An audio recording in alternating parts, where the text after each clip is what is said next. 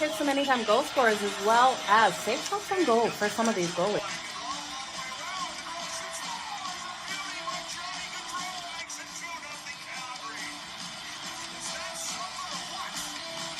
Give me both teams to score in the first period. That's coming in at plus 185 compared to the over 1.5 that is at minus 120. Okay, you guys ready? Let's make some freaking money. It's time for Pocket with Jo.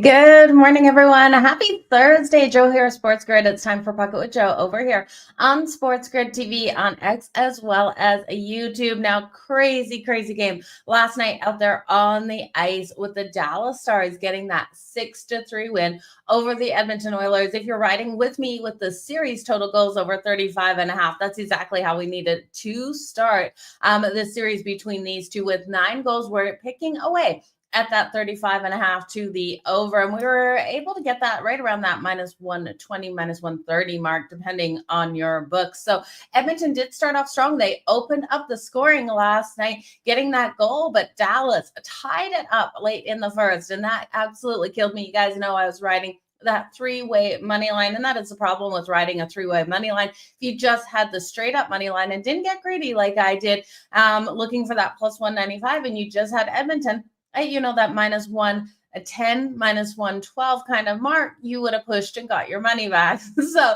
hopefully you guys did it that way, didn't get greedy like I did with that late goal in the first, but by Dallas. But we looked at Edmonton. They then controlled the second, 2 goals in the second. We went into the third period 3-1. It looked like it was going to be Edmonton's game to take, but in that third period, we got 5 goals out of the Dallas Stars. That power play was deadly last night, and they came out just nice and strong. So 6-3 game there for the Dallas Stars in game 1. Now they will be going to game 2. And if you like Edmonton to take the series, now would be a good point to jump in. I do think Edmonton has every ability, and I took them going into this. They were minus 118 coming into this to take the series. They're now plus 155. And yes, they have some work. They have to come back from this. But at plus 155, I do think the value is on Edmonton right now. If you still believe Dallas is going to win this series, they're coming in at minus 190. So not a great way to jump in. That total has jumped to 35.5. It's minus 250 for the over 35.5 total goals. We were able to get 35.5 right around minus 120 to minus 130. So not a great place to jump in. If you think these games are going to turn around and be lower scoring, I wouldn't touch it, but the under 35.5 is where you're going to get that plus money at plus 178. You're basically even money for 40 plus goals in this series. Now, I don't think every game is going to be a 9-goal game out there on the ice. Like I said yesterday, I think we get a couple highs and we get a couple of lows. And I do think at the end of the day, 6-game series, I believe it will finish in. We end up seeing in 6 games an average of 6 goals per game, which puts us over the 35.5. So that is where I'm going. 9 goals last night, nicely picking away at it. Happy to see that. Happy Thursday, Kev. Good to see you here today. And yeah, the Oilers didn't show up in the third period. It was a complete collapse out of the Oilers. Now, that's the interesting thing about the Edmonton Oilers. Either they're very strong in the first or very strong in the first and second, and fall apart in the third, or they just have one of these periods where that 60 minutes, they normally come to life. Like when we saw Dallas really go up in that third period, you're never counting out Leon Draisaitl and Connor McDavid, right? Like the fire that they bring, but they weren't able to do that yesterday. So kind of disappointed that we did see that out of them. I did expect them to win game 1 and to take the series. So if you bet that was a minus or a plus 195.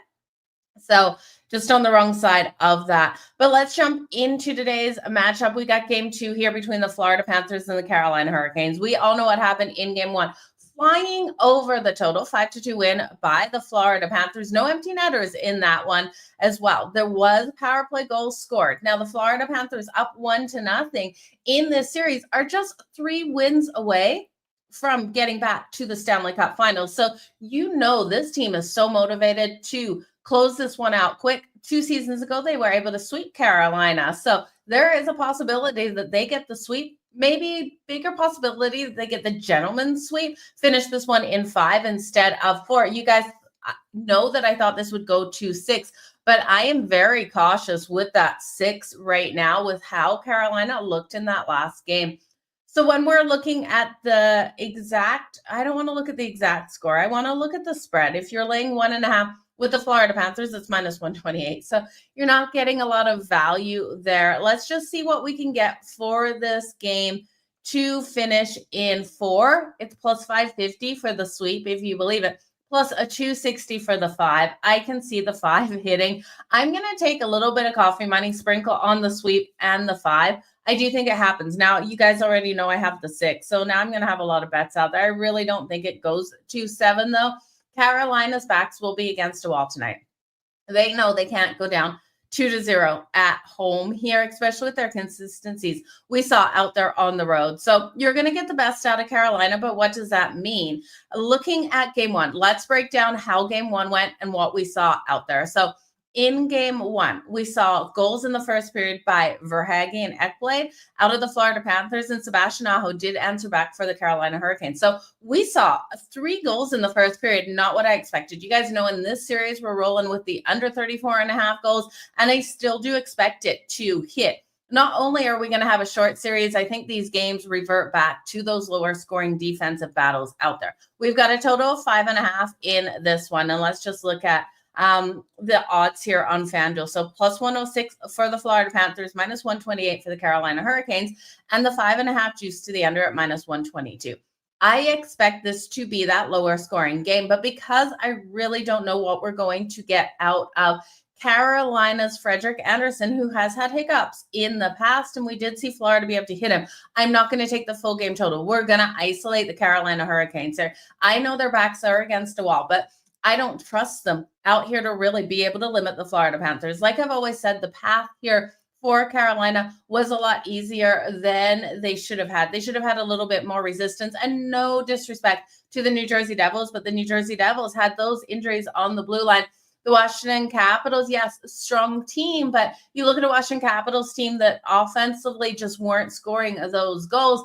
It was more so part of that, as well as Carolina's defense. And I know this team is so strong at home, but with that last game, I can't trust them. So we did see the goals open up in the first. Florida was able to, Greer got a goal in the second. And then we saw in that third, Jackson Blake did get a goal for the Carolina Hurricanes on the power play, but then we saw a power play goal out of Sam Bennett. Oh, and in the first period, there was a power play goal to open things up by Verhaeghe. So we saw the power play conversion, 2 of 3 opportunities for the Florida Panthers, 1 of 4 for the Carolina Hurricanes. Now, Florida does have to be careful. They have a very solid kill. They can't allow Carolina those opportunities. I do think there's some playmakers that were pretty quiet for Carolina in the last game. You look at Andrei Shezhnikov, and he has been getting those shots on goal in the majority of those games, 3+ shots on goal in 7 of his last 11. Top line, top power play, and he was held to 1 shot in that last game. We saw Sebastian Aho fly out of the gate. He had 6 shots registered on goal in that last game. And that's pretty impressive considering we saw 21 block shots out of the Florida Panthers. Physicality-wise, 50 hits for Carolina, 47 for Florida, 20 shots on goal for Florida, 33 for the Carolina Hurricanes. So I do think this is one where we look at Bobrovsky, we look at his numbers, and then we look at Carolina to get those shots instead of looking at goals. Because I do think Carolina is going to struggle to generate those goals tonight. Bobrovsky in his last 5 playoff games has a 1.20 goals against average and a 94.8 save percentage, if I can talk, a 948 save percentage. So I do think we're going to see so much here out of Bobrovsky in this one. I expect him to stand on his head. I do think this is our 2-1 style game. Opened it up with 7 goals in game 1. Look for the lockdown in this one. But because I really can't trust Frederik Andersen, and I'm just not sure what we're going to get out of the defense here of Carolina against this explosive offense of the Florida Panthers that put up 5 goals in the last one, I'll just take the Carolina Hurricanes team total. It's coming in at 2.5. Give me that to the under. It's plus 124. Win or lose, I think Carolina only scores 2 goals in this game. I could very much see them winning it 2-1 or losing it 3, 4, 5.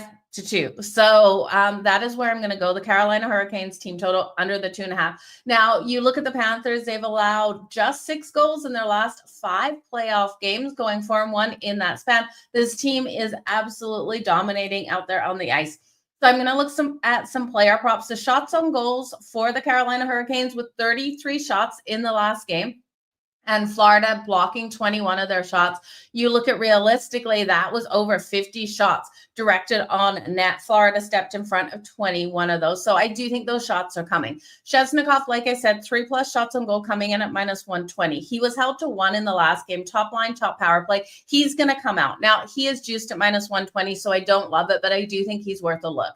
Sebastian Aho, 3+ shots on goal coming in at +104. He had 6 last game, you guys. Florida struggled to contain Sebastian Aho, top line, top power play. I love Sebastian Aho for the 3+ shots. Seth Jarvis as well, I think, is a great look here. Had 4 shots on goal in the last game. 3+ shots on goal for Seth Jarvis at -114. Again, top line, top power play. The one guy that I really do think has so much value for 3+ shots on goal is Jackson Blake here. Now, Jackson Blake was able to get the goal in the last game on 2 shots on goal. We look at him, he hit 3 shots on goal once versus Washington. He hit 3 shots or more twice versus the New Jersey Devils. We're getting Jackson Blake here for the Carolina Hurricanes, 3+ shots on goal at +250. He had 2 shots last game and a goal, you guys. He's on the 4th line, though. 4th line and top power play. So he is on that top power play unit with Aho, with Jarvis, and with Svechnikov. I think Jackson Blake is a great look here for a long shot at +250. If he doesn't hit it tonight, I'll be back in on him in the next game. Now, the beauty of Carolina in this game is they get last change, so they will get those matchups they want. And I do think we see those power play opportunities coming. And Jackson Blake is part of it. So 3+ shots on goal. So when I'm looking at Carolina, my favorite is Jackson Blake for the long shot at 3+, because you guys know I love that plus money at +250. And then it's Aho 3+ at +104. And then Seth Jarvis 3+ at -114. And then Svechnikov 3+ at -120. So that's the way if you're only looking for one. Of course, I'm looking at the long shot, but then the better shot, not so long, is Aho. When we look at the Florida Panthers, Sam Bennett, he had a goal last game and 5 shots on goal. Sam Bennett for the point tonight at +106. Sign me up. I do think Sam Bennett gets on the scoreboard in some way. 5 shots on goal was really impressive, especially when you look at the Florida Panthers. They only had 20 shots on goal. He got 25% of the shots in the last game, and I'm expecting him to do the same thing tonight. Now, I kind of played around with 2 other players. You look at Barkov. He has career numbers versus the Carolina Hurricanes, and they're pretty impressive. 39 games, 22 assists, and 15 goals. Now, in the last game, he had an assist and 1 shot on goal. And then we look at Sam Reinhart. Sam Reinhart was completely silent the last game. He had 2 hits, 0 shots on goal, and he was on the ice for just under 22 minutes. 21 minutes and 48 seconds on the ice, 0 shots, and only 2 hits. That's really uncharacteristic, you know what the word I'm trying to say, of Sam Reinhart. The problem is I want to take Barkov and Sam Reinhart for a point. They're both -160-ish. If you parlay them together, which I did, they're coming in at +100. So Sam Reinhart and Barkov for a point tonight, parlay together at +100. Then Sam Bennett for a point at +106. If I'm looking for anyone to score on the power play point coming in for Sam Reinhart is where you want to go. I will give you that power play point right now because I can't remember the number off the top of my head.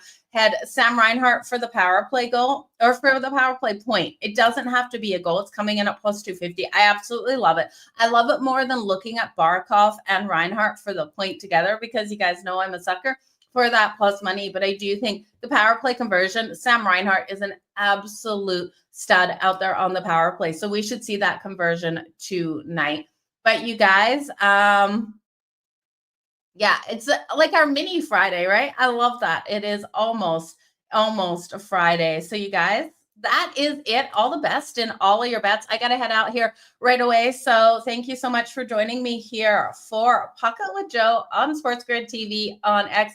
All the best in all of your bets. Quick recap because I almost forgot. The Canes team total under 2.5 goals at +124. And then player props. I'm going to take Blake, 3+ shots on goal for Carolina, plus 250. Seth Jarvis, 3+ shots on goal at -114. Sebastian Aho, 3+ shots at plus 104. And Chesnikov, 3+ shots at -120. Sam Bennett for the point at plus 106 for the Florida Panthers. Sam Reinhart for the power play point at plus 250. Sam Reinhart and Barkov for a point at plus 100. You guys, all the best in all of your bets. We'll be back tomorrow here on SportsGrid TV on X.